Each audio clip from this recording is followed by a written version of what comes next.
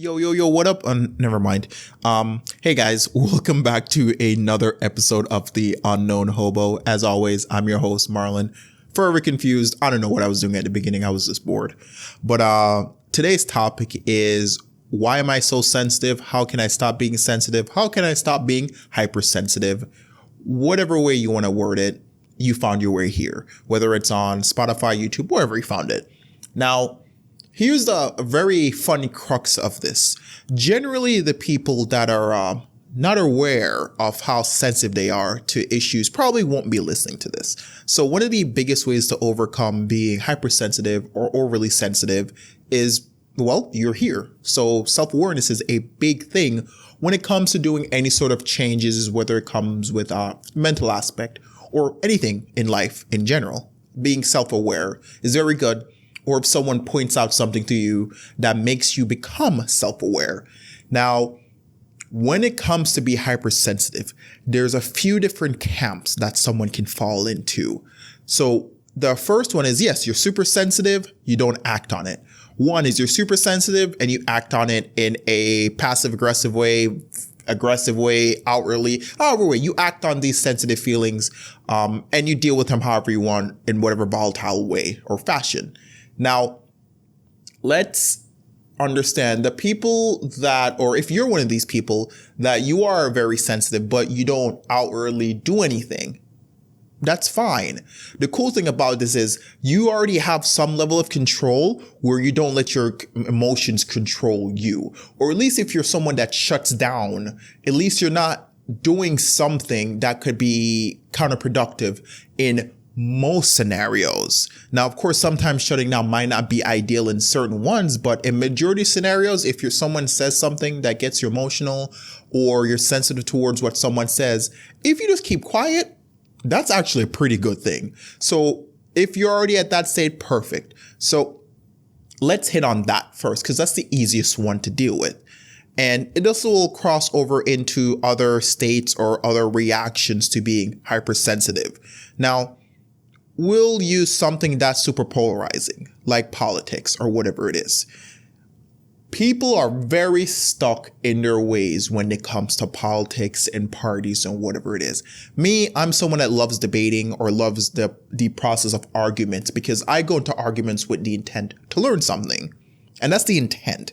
Someone might say something I don't like, but then I ask, why are you saying that? Or I ask follow-up questions to fully understand what it is. Sometimes I ask questions for really dumb things. And I just do it just to make sure I completely understand, because at the end of the day, I am not omnipotent. I don't know everything. And I have said words for years that I thought meant one thing that I thought was normal. Come to find out it didn't. So if you're a sensitive person, why are you sensitive? Now, there's no problem with being sensitive, but the question is, why do you think you're overly sensitive? Is someone telling you that? Now, if someone is telling you that you're overly sensitive, I would definitely say take a second and do a poll. Go talk to some other friends. Maybe not your closest friends, because who knows? You might have bad friends. You might have good friends. You never know. But take a poll of everyone around you and ask them like, hey, how do I act? Do you think I'm a very sensitive person? Are there topics you avoid or things you avoid around me because you think I'm sensitive? Getting a good general poll of the people around you, if someone is telling you that you're sensitive, will give a good understanding, because we don't want you to be getting gaslighted and think you're a super sensitive person when you're just being normal. And normal is a very wide stretch because people are weird, myself included. So we want to at least get a better understanding and get more option is if the reason why you think you're sensitive is from an outside point of view. Now, if everyone comes to consensus and a lot of different people, when you ask them separately, says, yes, you are sensitive, they'll give you a few examples. Now, the cool thing is you need to go into this mindset not getting defensive and understand like, hey, this is something I want to know about myself. I want you to be open and honest with me. And you need to accept that you won't get mad about this. Okay, you're going to get mad. But you have to understand like your reaction to it, you're asking for this. And if you truly want to work on this and get better control of yourself, the people around you, if they're being honest with you, they're going to say something you don't like. And you want friends like that. The ones that say things you don't like, but it's for the betterment of you. Because at the end of the day, you don't want a bunch of yes men around you. If you do, then bro, that's all you. Then you shouldn't even be listening to this in the first place. You're perfect. Yes, yes, yes. Nothing's wrong with you. If you just want to hear that, golden. But you're going to hear contradictory advice from your friends. But they're generally, if they're good ones, they're going to give you something that you might not like to hear. And that's just them being honest. What you do with that is what goes on to the next step. Now, the really cool thing about being sensitive or becoming a little bit more numb is you have to get yourself into those environments where you get annoyed, where you get pissed off, or whatever it is. As I said, this is specifically for people that shut down or really can't deal with it, but they don't do anything outwardly. Get yourself in environments where you listen to things that you might not like. Go explore, read about things that you might not like as much. I was using the political argument. Okay, you're one political party and you really don't like what the other one's saying, and you realize, oh, you get very upset about. Guess what your homework is? Go listen to some of their points. Go in and find out more about the information. Of course, you're going to get so mad. Why do they think this way? How can it be like this? What doesn't matter? The point is you need to be exposed to it more. And once you get exposed to it more, it becomes normal. You're used to these things. You're used to people seeing things like these. And then you can start moving the emotion out of it and make logical counter arguments or whatever it is. You just need to expose yourself to the thing that makes you a little bit more sensitive, a little bit more. As I said, this is for people that are shut down or whatever it is, because you're not outwardly affecting everyone. You just go into your thoughts. So take some time, expose yourself to these thoughts and ideas, expose yourself to these things that make you a little bit more sensitive. Let's use an example like weight. If you're sensitive about your weight, okay, cool. Guess what you can do? You might not like how your weight is, but you do more research about it. You start getting better understanding about it. You might not like addressing the issue as a whole, but guess what? Taking a little bit of time, a little bit here and there, learning more about it, it's going to be uncomfortable, but you're going to start learning more and more about it. And if someone brings up the topic, you can be like, oh, well, I'm informed. I understand this is what's going on with me. I understand this is what's going on with me, but it's going to happen. But at least it's a quest for information and a quest to put yourself a little bit in those uncomfortable environments so you can get a little bit better at them. And that's the best advice I can give you, because I don't want you to become like completely emotionless like me. Don't become a Marlon. Don't become me. I just like shut down and I go fully analytical and I'm like, wow. 1 + 1 = -4. But that's only if you do like -6. That's a whole different story. But anyways, let's hit the volatile, sensitive people. I don't like these people. I'm just going to be honest. Volatile, sensitive people are the equivalent of a kid throwing a temper tantrum. If you're one of these people, I am sorry. That is how I view it on my end. And now there's a different ways of being volatile. Of course, there's the self-volatility, depending on what you do. Live your own life. Depending on what you do, whatever it is. There's the externally volatile, where it comes to either insulting someone, shutting down their ideas, shaming them, whatever negative thing you do externally towards someone else, that is a problem I have with. Now, if you're someone that does this and you know that when you get super sensitive, you cannot control yourself and all you do is throw insults and everything else, I need you to go a different path with this.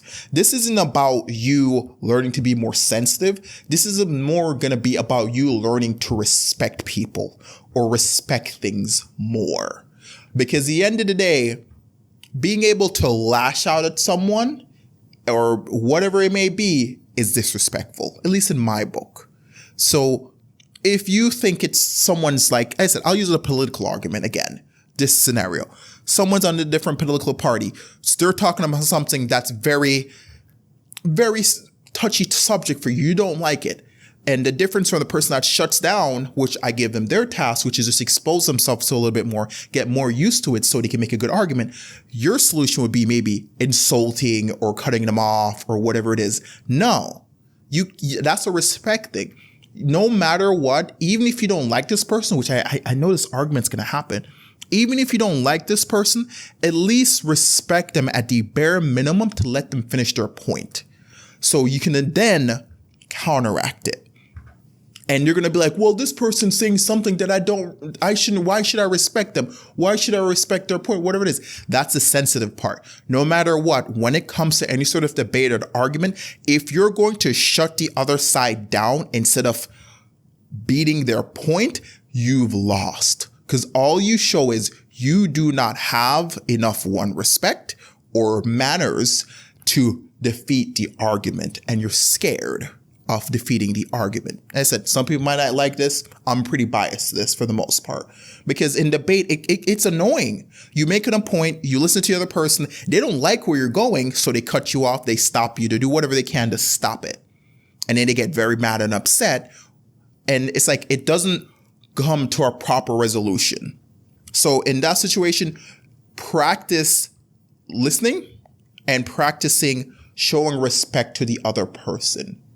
Because you have to be able to separate the person from the argument. You may not like the person. You may not like their thought process. But if you decide to say, you know what? You have a dumb idea. I don't like your idea. You know what? Let me let you finish explaining that idea. And once you're done, I'll ask, hey, are you done? Cool. Well, this, and this is the reason why I think it is a bad idea. Now, if they try to interrupt you, you can simply say, hey, I took my time. I was very respectful. I'll let you finish. Here's why it is. But hurling insults, interrupting them, letting them finish, whatever it is, that is disrespectful. And that's a habit you need to work on, showing respect to everyone. Now, of course, if it's one thing, if you're like, you curse all the time, stop cursing, period. Whatever habit you're doing that you don't like when you're lashing out or whatever it is, stop doing it. And I know that sounds very easy to do, but it's not. It takes time, takes practice, takes very long practice. And that's for both parts of this.